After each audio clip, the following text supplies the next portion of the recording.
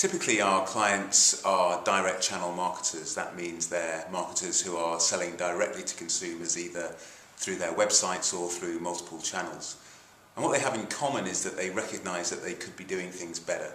They recognise that their marketing isn't optimised, either because they've got experience from other roles, or because they see what competitors are doing, or they read about new techniques and new technologies in the trade press.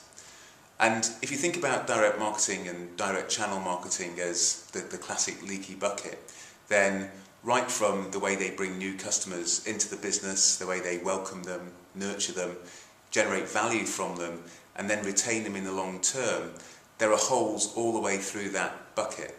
And they know that, but they're not clear on where the holes are and how big they are. And that's what they use us for. They use us to identify where those opportunities are to generate more revenue and to stop revenue leaking out of the business. So we bring expertise, we bring experience, and we bring resources to bear. We're a consulting business, we have a very rigorous process that does that, but we're also clear that it's about implementation.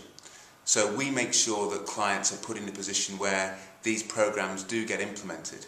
And what we find is that typically across the marketing piece, we can deliver 20, 25%, 30% uplifts in marketing effectiveness. And for individual programs, for example, acquisition programs or welcome programs, we can actually see results double on what's currently being achieved.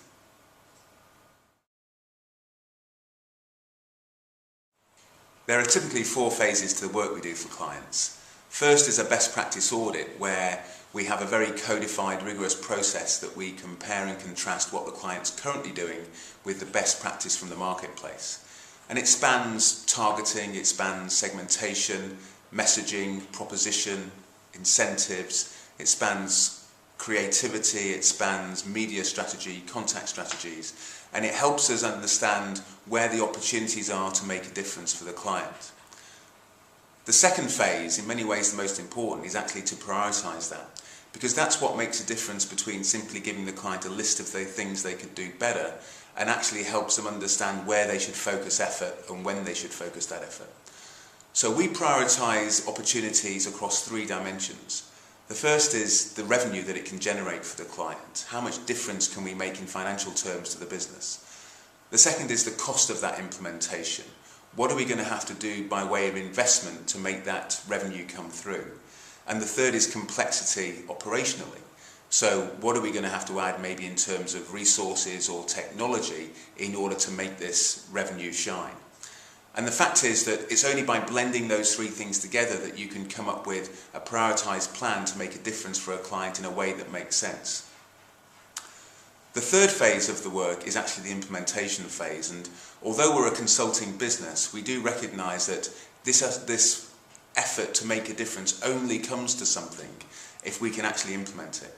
And that's why clients work with us on implementation in 2 different ways. Some clients actually ask us to provide a supervisory and an advice capacity for their teams and for their agency partners to implement the prioritisation plan that we develop for them. And other clients actually ask us to provide a project management resource to deliver those programs so that their own teams can concentrate on business as usual. And which of those 2 models we go down, or a hybrid version of that, really depends on the client's own resources, the skills they have in the business and their priorities. The final phase is the evaluation and optimization phase, and that involves us taking the work that we've done for the client, the pilot programs, the tests that we've run, and actually identifying how well they've delivered against objectives that we've set, both in terms of operational delivery, how easy was it to do, did it work as it should have done, and financial delivery in terms of how much money has it delivered, and when we project that out into a rollout business as usual scenario, how will that money come through? And as part of that process, it's almost inevitable that we can provide some optimization. We can actually improve the effect of what we've done already in order to add incremental revenue on top of the new revenues delivered in. And that might be a 10% uplift or a 15% uplift on what's already been delivered.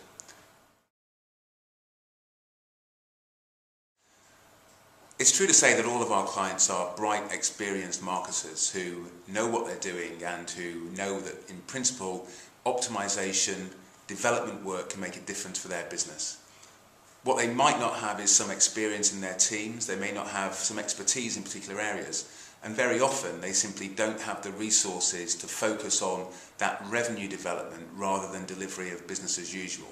And a lot of businesses have got to this point now where their own marketing teams really do spend all their time simply making things happen that are already planned to happen. It's that business as usual type stuff. So what we do is provide that dedicated resource, we provide the expertise, and we provide the ability to make those real uplifts, those real difference-making programs come to life.